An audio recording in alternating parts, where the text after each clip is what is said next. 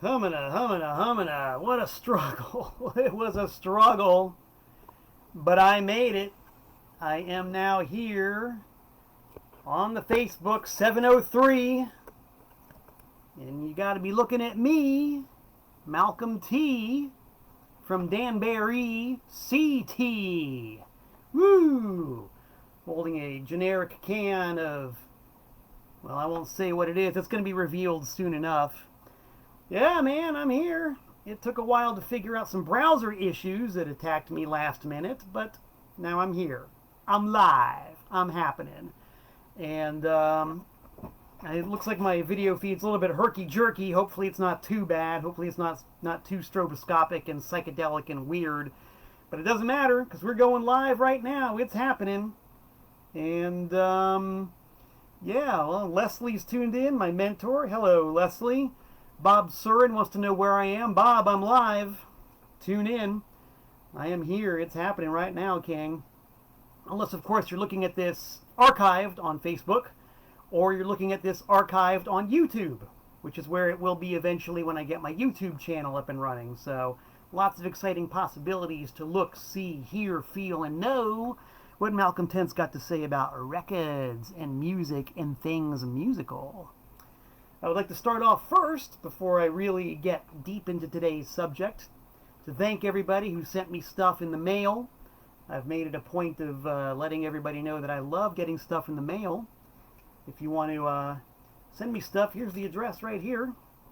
Malcolm Tent, P.O. Box 3626, Newtown, Connecticut, 06470. That's in the handwriting of my old pal Shannon Naff, who actually sent me 15 cash dollars in the mail for a copy of the Malcolm Tent solo album. We'll talk about that later. It was great to actually get an envelope in the mail with a handwritten letter, and I got to write him a letter back when I sent him the album. That was really cool. I enjoyed that a lot. Here's a postcard from my pal Sophia in Pennsylvania. She sent me a highly devolved Boogie Boy postcard. You know me and my Devo sickness, it runs deep. So when she sent that postcard to Malcolm Tent, P.O. Box 3626, Newtown, Connecticut, 06470, I was very, very, very happy to get it. Also got a postcard from former Trash American Style employee Lauren, who is now Professor Lauren at Trinity University in Texas. Sent me a lovely postcard. Thanks, Professor. I appreciate that. Also got some really cool stuff from a dude named Paul. I mentioned this last week, but Paul sent me the very hilarious No Bayos, No Bales demo tape, along with a Denim 7-inch and a BM 7-inch, but Paul did not give me his mailing address. So Paul, if you're out there, give me your mailing address, please, so I can reciprocate and send you some cool stuff. That's kind of the fun thing about doing this. I get to write postcards back to people and letters back to people and send stuff back to people, just like the old days before we had this pesky old internet to eat up our valuable time and turn us into nervous wrecks and pop-eyed ragamuffins. Yeah, we did pretty good without the internet, didn't we? Well, we got it now. We're stuck with it. It's here. We're going to do the best thing that we can with it, which is use it to our own ends. Good, bad, and ugly. Let's see. Yeah, everybody's tuning in right now. My BFF Jill from sunny Runny, Florida. And Derek from the Deep South. Hello. Dave from the Shoreline. Good to see you guys here. So today's topic, South Florida punk records. Seminole South Florida punk records. I don't mean the Seminole tribe. I mean Seminole, as in essential, as in the Essentials, which might be about that great South Florida band. We'll get to that in a minute. This whole thing was triggered by something I got in the mail. See, this whole milking mail thing is not simply about just getting stuff for the sake of getting stuff at P.O. Box 3626, Newtown, Connecticut, 06470. Getting stuff in the mail quite often triggers me. When I get stuff in the mail, it's a big fat trigger warning because it makes me think about stuff. And when I start thinking about stuff, a lot of times I get to share it with all of you people out there, and that's fun.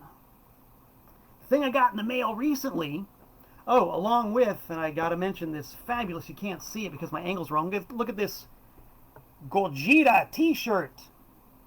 Gogeta! Says that right there. Gogeta! Gogeta t-shirt sent to me by the unimpeachable president for life, Jeff Clayton, lead singer of the almighty anti-scene and my current boss in rock and roll. Anyway, that came in the mail. This came in the mail. True Vision. One Man's View of South Florida Punk, 1979 to 1984 by Jim Johnson. This is a killer photo book. This thing has got such great photographic history of the South Florida punk scene. The scene that I grew up in. The scene that played a very large part in making me what I am today and who I am today. And it set me on a path that's just been amazing. Just amazing beyond belief. So this book has got all kinds of just fantastic documentation of it. And I was very happy to get it. As I mentioned earlier, I like to reciprocate, so I'm sending Jim Johnson a copy of my Women of Devo photo book, which is just chock full of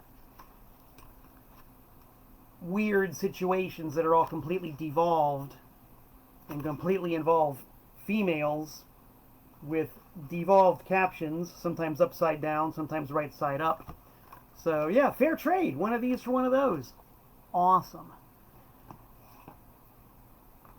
This book just triggered so much in me, so many great memories, and also lots of things that were not memories, because the era documented in that book, specifically 1979 to 1984, was a time when I was really young.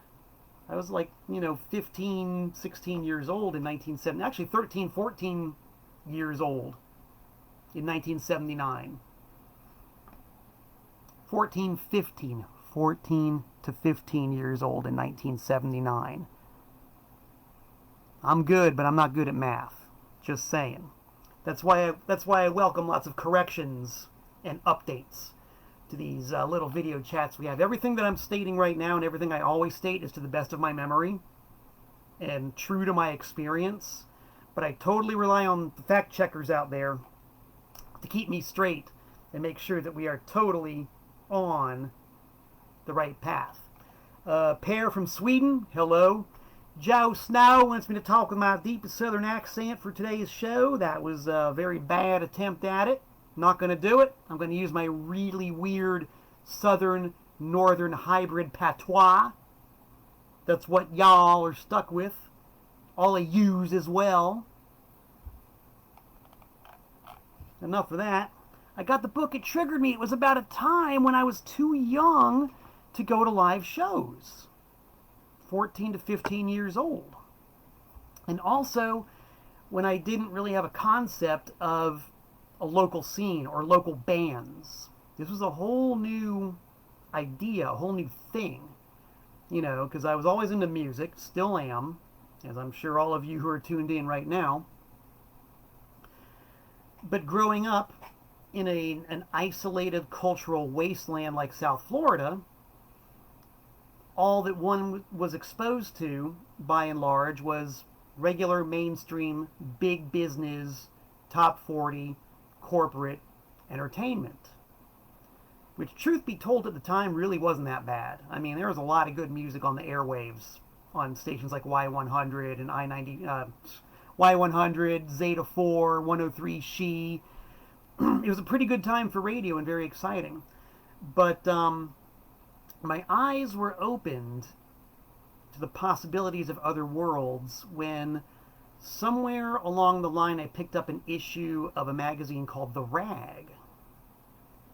The Rag was a local publication. I think it came out monthly, devoted to the South Florida music scene and all of the local South Florida bands. Now I gotta stress that I was always aware of the fact that there were bands from South Florida. The late 70s was totally the time for TK Records, especially. And TK Records had their flagship act, KC and the Sunshine Band. Everybody knew KC and the Sunshine Band. And other great artists like Timmy Thomas and Gwen McCrae and George McCrae and Clarence Reed and tons of others. They were all over the radio. They were all over TV. But they had nothing to do with the average Joe or Josephine living in the suburbs of South Florida. These were people just like anybody. They were entertainers like any other entertainers. You saw them on Merv Griffin. You read about them in People magazine. You saw them on Don Kirshner's rock concert. They had nothing to do with our daily lives. You know, our existences in unincorporated Northwest Dade County would never intersect with the lives of KC and the Sunshine Band or Gwen McCrae. It just didn't happen. So it was really interesting to see this magazine called The Rag, which was talking about local South Florida bands, like really local bands. And I didn't understand the concept. I didn't really get it at first. It was like, okay, so these bands are from around here, I guess, and they play concerts at places that aren't the Hollywood Sportatorium or Sunrise Music Theater or the Miami Beach Convention Center or the Miami High Life Fronton. I mean, they play in places that aren't like concert halls, you know. It took a while to wrap my head around it. It was a whole new thing. And the thing about The Rag was that what they mostly covered was a local version of mainstream entertainment and mainstream music. There really wasn't anything, you know, that I could see that was very cutting edge about the bands in The Rag. The bands in The Rag played pretty much regulation, rock music, soul music, disco, what have you. So it was interesting philosophically, conceptually, but there wasn't any actual music being made or that rang my bell, as Anita Ward once said. That all changed. That all changed one fine, crucial day when I was at a chain record store called Music Makers way down in South Florida. And this is also very important because still at this time I hadn't discovered the independent record store. And the independent record store, the mom and pop record store, is an absolutely crucial concept, which we'll get to in a minute. So I only knew about places like Specs Music, Peaches, Vibrations, Music Makers, maybe a couple others, but those were the main ones. And so I was at Music Makers in South Miami, and there was a local zine, didn't even know it was called a zine at the time, but a local music magazine called Mouth of the Rat. Mouth of the Rat. And this thing was punk rock. Punk with a capital P-U, rock with a capital R-O-C-K. It was all cut and paste graphics, handwritten, and the front cover sported a great big page of John Lydon with a caption that said, "Johnny Rotten is alive." Finally, a publication that's speaking my language. And it was free. And I picked it up. That is when my eyes were opened. Mouth of the Rat picked up where the Rag feared to tread. Mouth of the Rat ran laps in the very dangerous territories of South Floridian music. This is where I started to learn about stuff that really jerked my chain. This was the information bullet fired into my brain that actualized it and enacted it and got it cranking. I was leafing through the pages of Mouth of the Rat. I was just spellbound by this stuff. It's like finally somebody who could speak this language that I didn't even know I was speaking. It was all here. So I'm seeing these names of bands. They're like really weird and really exciting. And one that seemed to pop up a lot was this band called The Eat. That is The Eat. I saw that name a lot. And so that was logged in the memory bank. Didn't know anything about him. You certainly didn't hear him on 103 She. No way. But they apparently did exist. And they were from South Florida. And by all indications, it looked like they were doing something I wanted to know about. So the radar was up. It didn't really have anywhere to scan or anywhere to focus on. But it was still up. It was still out. It was still beaming, baby. The radar was beaming. So imagine my surprise, my shock and awe, when I, at the age of 15 years old, ambled on into Peaches Records in North Miami Beach, Florida, and was looking at the 45 section and could not believe it when I saw this bin of 45s broken up into rows, and there was one solid row with about 100 copies of this record right here. Look at that. God Punishes the Eat. To say that I couldn't believe my eyes is a mere understatement.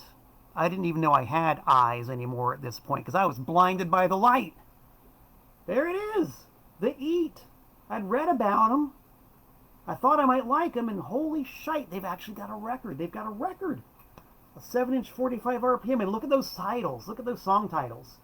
Silly Drug Songs. Nut Cop. Dr. TV. Jimmy Be Good. This is what I needed at the age of 15. Like, I already knew about punk rock. I'd already discovered the Dickies and Devo and the Sex Pistols and the Clash. But, you know, the only band that even came close to something like that might have been the Dickies. This was on a whole other level. And not only that, they were from South Florida. Sold. Never mind the fact, I'm going to show you this, hopefully this will come up. Never mind the fact that at Peaches, the cost of this record, I don't know if you can really see it, but the cost for this record at Peaches was $2.75. $2.75 for a copy of God Punishes the Eat. That was a lot of money for a 45 in 1979. Your average 45 RPM single of, say, Casey and the Sunshine Band or Gwen McCrae was like I think $1.29, maybe $1.49. But dude, $2.75. That's like double the price of a Casey and the Sunshine Band 45. Didn't matter. I had to have it. I just had to hear what a song called Nut Cop sounded like. Silly Drug Songs. I had to know. Took it home. Put it on the record player. Didn't drop the needle on it just yet. I looked at the Eat fan questionnaire. This is what really hooked me. Looking at the mugshots of these guys, this was just like genuinely unbelievable. The questionnaire. What are some of the questions they ask these bands? You know, birth date, birthplace, favorite color, favorite type of ice, last third world brother exploited,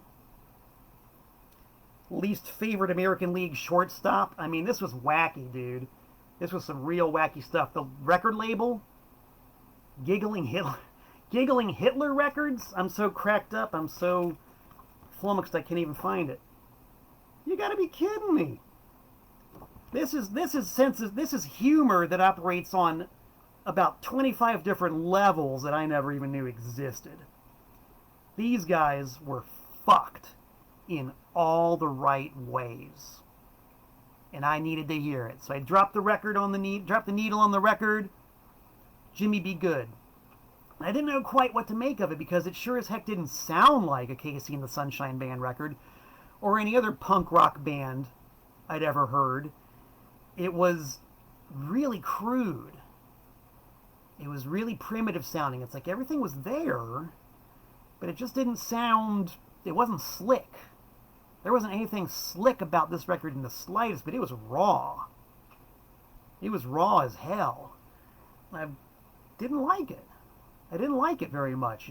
I wanted to hear something that sounded like, the Dickies record, for example, where everything's really loud and clear and, professionally engineered, recorded in a big studio. This thing was recorded at Jesus, Joseph, and Mary Studios, which was also fucking hilarious. It didn't sound that great. So I was a little bit taken aback by that, but it was kind of like when I heard my very first bootleg LP ever. It was the worst sounding piece of garbage I had ever come across. And to this day, it's still one of the worst sounding pieces of garbage I had ever come across, but I was drawn to it. I kept going back. The inner voice said, go back and listen to it again. I wanted to hear it again. And I kept going back, and sure enough, my 15-year-old brain began to assimilate it, and it started to make sense. And before you knew it, I was hooked. I was hooked on this whole thing. I realized that local bands who did not play the Hollywood Sportatorium, who did not need ushers and bouncers, were a real thing, and they were valid, and it was good. And it was better than a lot of what I was hearing out there. So that's it, kids. The quest was on. I didn't even know how to do it. Remember, this is pre-independent record shop, pre-being old enough to go see a punk rock concert, but the search was on, baby. God punishes the eat. Mouth of the rat. They put the key in the door. Now, I'm just going to say something right now to some people who are tuned in right now. For example, Bob Surin, a record collector Maximus. Norm, my main dog from South Florida. Jim Johnson, the guy who took the photos in this book and made this book. Everybody's tuned in right now. It's commonly accepted that the masterpiece of South Florida punk rock is the first record by The Eat, Communist Radio. It's a good record. No doubt about it, kids. I like this record an awful lot. But in my book, in my ball game, it's all about this one. This is the masterpiece. God punishes the eat. And also, just to show you how much times change, y'all saw I paid $2.75 in 1979 for God Punishes the Eat. If I'd been just a couple of years ahead of my time, if I'd been on the scene in the year 1980, and I'd known about Open Books and Records, if I had known about Open Books and Records in March of 1980, I would have paid 96 cents. 96 cents for an Eat 45, which even at that tender age I could have afforded. I would have definitely had enough lawn mowing jack to pay 96 cents for an Eat 45. But I was a late bloomer. It's just an accident of birth. Couldn't help it. My parents weren't in that much of a hurry in 1964. Oh, what a difference a day makes. Or a few years, for that matter. Now, you guys know I'm a shameless self-promoter, and I love to sell stuff. But it ain't for sale. It's mine. It belongs to me. Malcolm Tent from Danbury, Connecticut. Mine. Don't even try it. You can look. You can reach out and touch the screen. But you can't have it.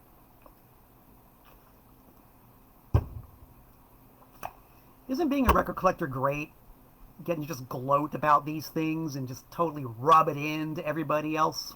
Isn't that awesome? Isn't that fun? Bob Surin, Joe Snow, what do you guys think? It's fun. It's a lot of fun. But I got to admit, what's even more fun is listening to these things. Another name that I saw, name checked, how's that for an awkward sentence? Another name that I saw checked a lot, even in the rag, was this name right here. Charlie Pickett and the Eggs. Yes. Kept seeing the name Charlie Pickett all over the place. And once again, not really knowing where to find the music, I just kind of filed it away. And a gigantic, tremendous, huge, incredible eye-opener was reading an ad in Mouth of the Rat for a radio program. A radio program that aired Monday nights on WLRN in Miami. Very late Monday nights, called Radio Free Living Room. Another critical piece of the puzzle. Now, during the summer months and during holiday seasons when I could stay up late, because my bedtime in 1979 when I was in the 9th grade was 10 o'clock. And when mom and dad say go to bed at 10, you went to bed at 10. But holidays and summer vacation, I could stay up late. So that's when I first turned into Radio Free Living Room and started to actually hear some of this stuff. And Radio Free Living Room was always a champion of South Florida bands. South Florida punk bands, new wave bands, underground bands. They carried the torch. And that's where I first heard Slow Death by Charlie Pickett and the Eggs. Now, this is another heretical statement. I'm good at heretical statements. Everybody says, yeah, you know, if it is love, can I get my money back? All-time classic. Gang, it is the flip side right here. Slow Death. If you look at the grooves on this record, you can't really see them that well. The grooves on this side of the record are practically worn out.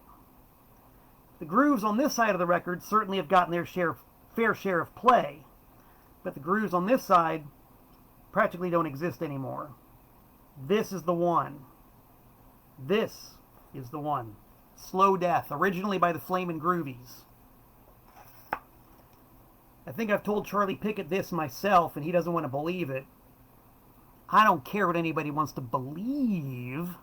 The fact is, this version of Slow Death by Charlie Pickett and the Eggs is better than the original by the Flamin' Groovies. It's better.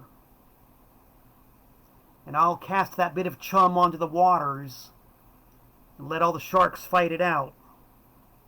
I'm just here to express my opinion that Charlie Pickett and the Eggs version of Slow Death is better than the Flamin' Groovies.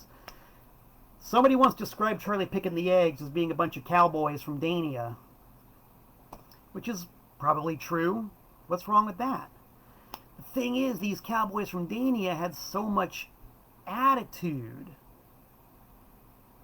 and their knowledge of the back catalog was so deep, and they pulled it off with so much swagger that it could pass, if you will, for punk rock. As far as I was concerned, it was punk rock to the bone, yo. And the opening guitar riff with the slide and Slow Death, Goosebump City, baby. Goosebump City. Even now, 40 plus years later, this gem of a jam in my personal collection. Local South Florida music by Charlie Pickett and the Eggs. The 45 is out there if you look hard enough. If you're a digital type, it is available on this awesome compilation, Bar Band Americanas. And I don't gain anything from this, kids. I'm just telling about music I love. There's a great compilation CD on the Bloodshot label. You know this is out there. Track it down, find it. I'll also mention, too, if you want a clearinghouse of really awesome background information on all this South Florida punk and rock and roll stuff, visit this website, trashfever.com. There is a lot of really priceless information and primary source material about the South Florida punk scene on trashfever.com. I am not a compensated endorser. I'm a fan. I spend a lot of time over here reading interviews and looking at the archives and listening to archived broadcasts of Radio Free Living Room, which are on trashfever.com. Check it out. Very good stuff. And they do it for the love of the muse. which is why we do it all. But don't worry, I'll try to sell you something in a few minutes. For now, I got more stuff to talk about. There's a record I heard on Radio Free Living Room that, if my brain was a little too straightened out by a lifetime living in unincorporated Northwest Dade, this record definitely crumpled it up like a big wad of tin foil and stuck it right back in my head, where it rattles around to this day. You know, you want to talk about WTF reactions. There's that word again. Reactions. We've said essentials. I just said reactions. Look them up. Can you imagine how a 15-year-old from South Florida reacted when he heard this? Teddy and the Frat Girls, Audio Suicide. Teddy and the Frat Girls, a.k.a. Sheer Smegma. I Want to Be a Man, I Owe It to the Girls. And the song that they played on the radio, I guess it was the radio hit Club Night. God damn. This is one of the most determinedly repulsive, disgusting, anti-musical, ridiculous goddamn records ever made. And if you heard me griping about paying $2.75 for the eat, you should hear me bitching and moaning about the fact that I paid $3 for Teddy and the Frat Girls. All because of that one hit, Club Night. I still can't believe that this record got made. This record, it's beyond belief. I might have said it before, I'll say it again. Look it up. And just imagine yourself at the age of 15, living a somewhat sheltered life in South Florida, and hearing this for the first time.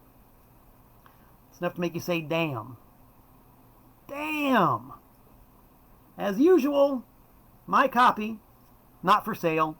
It's not going anywhere except in the permanent collection. And my BFF forever, Jill, wants to know if she's in my will. I'll tell you what, Jill, if you want this one after I croak, it's yours. And it's now been documented on video, live on Facebook, archived on YouTube forever. There you go. Teddy and the Frat Girls. For you, Jill, my BFF. Let's see here. Another name that I saw checked and talked about and referenced an awful lot, going back to the real prehistoric primitive wilds of South Florida punk, was this band right here. The Cichlids. Yes, the Cichlids. Lots of talk about the Cichlids. Lots of back chatter and background about the Cichlids. They, from what I could tell, in 1979, 1980, they were the top guns in the South Florida scene. That was the word, that was the understanding, that was the consensus, that was the comprehension. So I, of course, wanted to check out the Cichlids. And I couldn't, because you couldn't find their record anywhere. This record was pretty darn hard to find. Weird, because it was on a subsidiary of the aforementioned TK Records. You know, TK being the home of Casey and the Sunshine Band, etc., etc. They were really big indie, almost on the level of being a major label. So the Cichlids were on this subsidiary called Bold. So why can't you find the Cichlids record anywhere? There was a Dwayne and Greg Allman record on Bold that you saw everywhere. Couldn't find the Cichlids record. And even after I finally discovered the independent record store, which is where the $3 price tag on the Teddy and the Frat Girls record came from, even after I discovered independent record stores, I still couldn't find the Cichlids record. Like, nobody had it. It just didn't exist. And this, to me, is like a real big cautionary tale of being careful of what you wish for because you just might get it. Again, great stories about the Cichlids, first-person interviews about the Cichlids on trashfever.com. The whole plan was for the Cichlids to go national and be big and be major and, you know, get signed and be huge. And so the deal that they got was with TK Records, and of course TK didn't know what to do with a South Florida punk band. They had no idea, clueless as to how to market a South Florida punk band or any kind of a punk band. So the Cichlids recorded this album, and TK just kind of tossed it out there and sort of let it die. You know, they didn't know what to do. They didn't know how to promote it. And there were, of course, you know, the usual interband problems and managerial problems, blah, blah, blah, blah, blah, blah, blah. But having a label that didn't know what to do with them certainly did not help at all. So even being in South Florida and actively wanting to buy this thing, you couldn't. It wasn't at Specs, it wasn't at Peaches, it wasn't at Vibrations, which meant that the whole big indie distribution system didn't mean jack if the label wasn't really behind it. How many times have you heard that story? And it did no good for the indies, because if it wasn't distributed through true independent channels, they couldn't get it. So the record really just kind of disappeared into the void. And actually, from what I heard, disappeared into a great big dumpster behind TK Records. And apparently Ted Gottfried of Open Books and Records, and I absolutely welcome clarification on this from people who were there and know the whole story. Apparently Ted Gottfried went dumpster diving behind the offices of TK Records, and he fished out all of the copies of the Lifeguard Dan 45. He also found the fabled Cichlids 8-track, which I've never seen, but have heard references to, and apparently all the Cichlids prefab cassettes that are in existence. Again, I welcome clarification, but from what I understand, they all came from the TK Records dumpster, which also, from what I've heard, is where all the master tapes ended. Oy gewalt. Because truly, if ever there was a record that I would vote for a remix from the ground up, it's the Cichlids, Be True to Your School. I read a comment once that the Cichlids probably wanted to make a record that sounded like Rocket to Russia, and what they got instead was a record that sounded like Get the Knack. Not necessarily bad, but man, if this record had the aggressive production and the loud, in-your-face guitars that I think the songs demanded, this would be a $500 record. I will stand by that statement. This would be a record that you Killed by Deaf people would be drooling over if it had more aggressive guitars and a louder production. I stake the farm on it. So man, a remix. God damn, did Ted dumpster dive the master tapes? I really hope he did, because someone needs to remix this mofo. At bare minimum, someone's got to do a fan remaster of it. And if you've been on YouTube, you might have seen the phenomenon of the fan remaster, in which fans with highfalutin audio gear take a record that is maybe sonically flawed and work some magic on it. I just heard a fan remaster version of Zen Arcade by Husker Du that blows the actual version out of the water, man. It takes all the layers of murk off of it, and all of a sudden Zen Arcade sounds the way it's supposed to sound, because a fan did a remaster of it. So that might be a challenge of anybody out there that's got some hotshot home audio gear. Maybe a remaster of the Cichlids Be True to Your School. Make those guitars sound hot. That might be something to do, man. Just saying. Hey, you guys are so cool, and this is so great to get to watch me drip water all over myself as I stay hydrated. Hydration, very important. So, yeah, let's say hello to Jill Kahn, South Florida stalwart, absolutely crucial contributor to the scene. Hey, Jill. Jim Johnson, once again, look at that photo, look at that cover. Scott Monroe in Kansas City, Missouri. Hello, Drug in New York State. Sean in D.C. And everybody who's tuned in live on Facebook right now, or who might be watching this archived eventually on YouTube and Facebook. Mazel tov, guys. So, as one can guess, I did eventually discover local record stores. Once I was old enough to drive, that was it. I could actually go to Yesterday and Today Records, which was way the hell down in South Miami. I could go to Yardbird Records, which was in Coconut Grove. Most importantly in my book, I could go to Open Books and Records, which was originally in Fort Lauderdale, and then, thank God, moved to North Miami Beach, which was just about 15 minutes away from where I lived.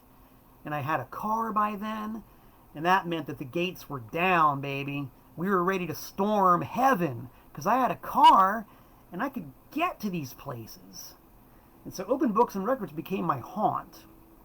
And I'm sure you noticed, besides the receipt in the Eat record, and you might have also noticed the label on the Charlie Pickett record, Open, was also a label. They put out a couple of fine Charlie Pickett releases. They also put out this really great compilation entitled The Land That Time Forgot. And I know that the shrink wrap, which is on my copy, is reflecting light very badly. But look at the lineup of all those bands. This was another real eye-opener. The fact that there were enough bands from South Florida to fill up an entire album, and that they were all different. You know, different styles, different musics, different approaches, different attitudes, and they were all from South Florida. And the title was quite apt, The Land That Time Forgot. South Florida certainly was, I'll just say it, man, Florida was nowhere, dude. There were aspects of it that I liked, including the scene, but we were definitely surrounded by an ocean of hostility and conservatism and conformity and a bunch of idiot normal people. There, I said it.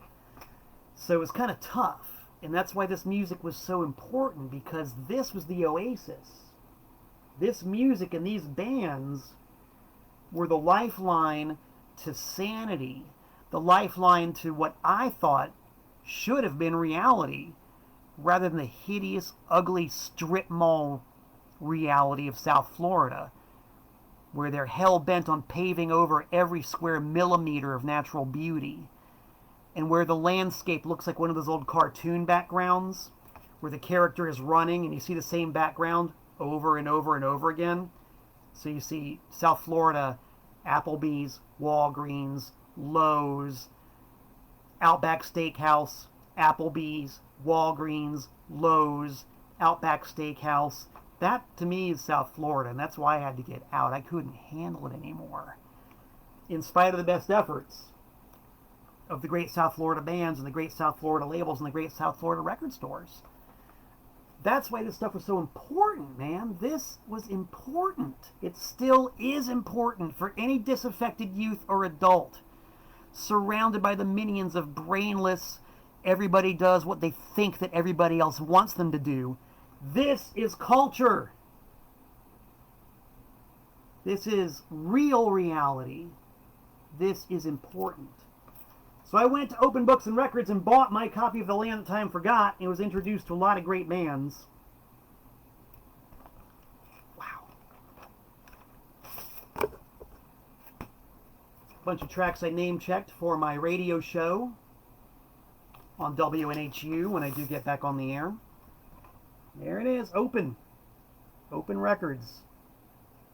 Where the bands are, they're right there. Great, great stuff. Of course, the shill is, I actually do have copies of this for sale if anybody wants them. At I think a very reasonable price, original stock copies. I'll give you contact information in a minute. And if you get as much pleasure out of this album as I have for the last better part of 40 years, you're going to get a lot of pleasure. One band on this record who had a song that I quite frankly didn't think was that hot, but their 45 was great. Larry Joe Miller and the Rockabilly Rockets. Good old Larry Joe was the real deal, man. That guy was authentic. He was Rockabilly before the Stray Cats, which says a lot because nobody did Rockabilly before the Stray Cats. Larry Joe was doing it. He was making records back in the mid-60s. And he and his various bands traveled all over the place before he landed in Florida and did the Rockabilly Rockets. God, such a diverse scene we had in South Florida with so many great kinds of music and so many awesome bands. And what I would say was a truly, genuinely supportive atmosphere, because we were all surrounded by the hideous ugliness of South Florida. And I think I would dare say that we all know the worth of what we had. We knew the value of our scene. And I think we had a pretty damn good little scene there. You know, the fact that I'm here 40 whatever years later talking about it will testify to the worth of the South Florida scene. So if you guys have anything, a nice refreshing cold beverage, you want to hoist it to the South Florida scene. Y'all were the best.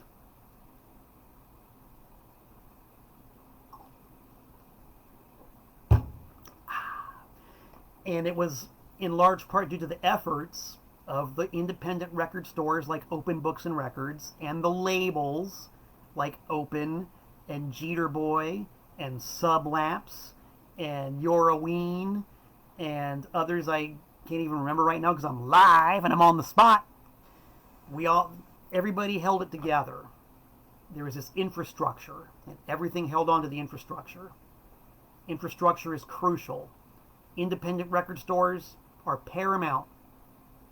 Zines and publications, or maybe these days modern day blogs, are paramount. The releases are paramount. One type of release that completely, utterly blew my mind was from a band from Fort Lauderdale. A lot of people told me that I was going to like these guys. And so, as usual, I filed it away in the radar. And when I finally got a chance to hear the first 45 by the Gay Cowboys in Bondage, Owen Marshmallow Strikes Again, I was hooked. I was hooked. The lead-off track, side 1, track 1, was played on Radio Free Living Room. It's called Big Fat Baloney Sandwich. Sold. That's all I needed to hear. Big Fat Baloney Sandwich also got played on the Open Books and Records Song and Dance concert line. Think about this. Think about this. If you wanted to know about a concert or a happening and you wanted the most up-to-date information, you could call a telephone number in North Miami Beach and get a recorded message on your telephone, and they would tell you about upcoming concerts. And at the end of the upcoming concerts message, you'd hear a song. Not bad for the pre-internet age. You know? I found out about a lot of good stuff through Song and Dance. Damn. So after hearing Owen Marshmallow Strikes Again and knowing it was out, I of course went straight to Open Books and Records and bought it. I think the price was still hovering around $2.50.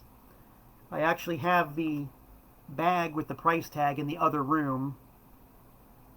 $2.50. Gay Cowboys in Bondage. Gay Cowboys were the band that I always thought my band, Broken Talent, and you knew Broken Talent was going to come up at some point, didn't you? Self-promotion. I'm good that way. Very good with self-promotion. I always wanted Broken Talent to sound like the Gay Cowboys in Bondage. I make no bones about the fact that I was really envious of them. because they were top shelf musicians. They were very funny. When they played, they were tight. They very rarely fell apart. Maybe they would occasionally, but if they did, they would just recover the fumble with so much panache that it didn't matter. They were a really, really good band. They could really write. They could really play. I always wished that we could sound like Gay Cowboys in Bondage. Imagine my immense surprise when a few years ago there was a big reunion show, a big reunion weekend of South Florida bands, 3 days, and I ran into the artist formerly known as Milo, the lead singer of Gay Cowboys in Bondage, and we got to talking. I hadn't seen him in years and years and years and years and years and years. And he said, you know, we in the Gay Cowboys, we always really liked Broken Talent, man. We just thought you guys were really funny, and you didn't care about anything. You didn't give a fuck about anything. You were just a lot of fun. And I was just like, you got to be kidding me. You guys liked us? I was flabbergasted. Just goes to show you, man, you never know what perception is. We had a mutual admiration society. Who knew? Who knew? So strong praise indeed, coming from the artist formerly known as Milo of the Gay Cowboys in Bondage. Gay Cowboys in Bondage introduced another super crucial concept to this young South Floridian mind. By the way, I see a lot of chat here on the live Facebook stream, which I'll be talking a lot about. When I log off, I'll be hanging out with you guys and commenting and chatting. Looks like some lively conversation going on here, and that's good. And hopefully when this thing is archived on YouTube and Facebook, there will be a lot more lively conversation. That's a scene. This is a scene we got going here, and that's cool. The first Gay Cowboys in Bondage release ever introduced a completely new idea. Something I had never even dreamed of. And that, let's see if I got, let me get a little better AV here. Hold on a second. I didn't think I had the AV materials for this, but it turns out that I do. Check out my backdrop for 1 second. Just a sec. Doesn't take much. This is called Fake It Till You Make It. You look at the great Grant Hart poster I've got. Look at that. Grant Hart collage art. Posters for my releases, posters for me. You can look at all that while I make this prop. The Gay Cowboys did something that I had never seen or heard a band do ever before. They had this thing called a cassette album. A cassette album. Great. Didn't matter, did it? I'm just going to destroy this thing totally. And this is going to be archived forever. You guys get to see me do this. They had a cassette album. This was a whole new concept. Whole new idea. That you didn't have to spend a ton of money and press a 45. I mean, because these things are very expensive and very labor intensive. Barry Soltz, head honcho of Sublapse Records, who I hope is tuned in right now, he can tell you. He can tell you about all the time and effort and expense that's involved in releasing a 45 and a 12-inch on a label like Sublapse Records. I had no idea that you could actually circumvent all that. You could record stuff even at home, theoretically, dub it onto a cassette, go to the print shop, make an insert, you know, assemble the whole thing, and all of a sudden you've got an album. Just like that. And you could take it to the local record store, and they'd sell it on consignment, and jaw willing, people would buy it. How easy is that? That's so easy. That's so DIY. That is so ridiculously simple. It's perfect. It's perfect. It's one of the ultimate punk rock concepts. And the Gay Cowboys in Bondage were my first introduction to this, the cassette. And I started my label TPOS in 1984 with a 45 RPM single. But ever since then, to this very day, the cassette is a mainstay of my catalog. Check this out. A cassette by King Gizzard and the Wizard Lizard. This is TPOS number 201. TPOS 201. And it's a cassette. You know, it probably would have happened at some point, even if I never knew about the Gay Cowboys, but they were the ones who introduced me to this very concept. 36 years of doing a label, and the cassette is still a staple format for me. Unbelievable. Fantastic. Thank you, Gay Cowboys in Bondage. Thank you also to another fine sublapsed recording artist. Another band from Broward County. Another band who I envied greatly. Morbid Opera. Morbid Opera. Woo! Morbid Opera were awesome. They were kind of like, I still wished I could be as good as Morbid Opera, but Morbid Opera were maybe a little more in tune with the Broken Talent ethic. They were quite often a shambolic mess. But when they were, it was wonderful. It was perfect in every way. When we were a shambolic mess, it was hit or miss. In my opinion, usually miss. Some people might disagree with that. Whatever. I thought we were more miss. I thought Morbid Opera was always a hit. Always a hit. Love Morbid Opera. And to me, the number one hero of Morbid Opera, and I don't know if she likes me saying this, but it's my prerogative. Libby Bentley, if you're out there and you want to refute everything I'm about to say, please do a live stream and do so. Make the technology happen for you. But I'm going to say right now, Libby Bentley is one of my bass guitar heroes. She introduced the sound of a bass guitar that I'd never heard before.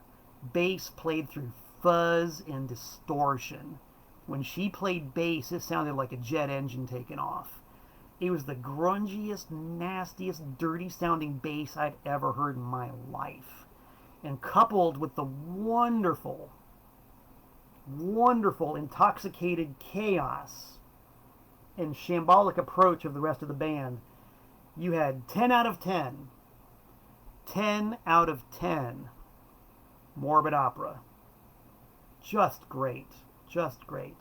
And yes, a local South Florida band on a local South Florida label. The kind of thing that would never happen on a major label. The kind of thing that would never get played on chance of being played on 103 She. But that moment disappeared very quickly. It could only happen on a local level. It could only happen DIY. And that's where this culture is preserved. That's why DIY is the best. You're never going to hear anything this good on fucking Clear Channel. Ever. You'll notice I use the F word. I only do that when I feel very strongly about something. And I feel very strongly about the great bands and great artists, the great photographers, the great graphic artists, the great record stores, the great labels, fanzines, magazines, radio programs of South Florida in those critical years of 1979 to 1986, when I was learning the ropes, when I was learning the trade, when I was learning how it was done. I had an army of the best teachers in the world to point me in the right direction. And I'm grateful to every single one of you. If you're tuned in right now and watching, I salute you. I hail you. I thank you for doing what you did and making it permanent and having it out there in the world now. This music of value, this culture that is durable, it's there for anybody out there who wants to hear it and experience it and live it. You can do it. It's your oyster. So having said that, I'm going to provide you guys all with the shill, because you know there's always a commercial message Always a commercial message. But I think you know that I only sell products I believe in. And the product I believe in the most, the product I support the most, is, of course, myself. I can't think of any better product, really, than me, Malcolm Tent, from Danbury, Connecticut. You see this kid right here? You see that long-haired specimen?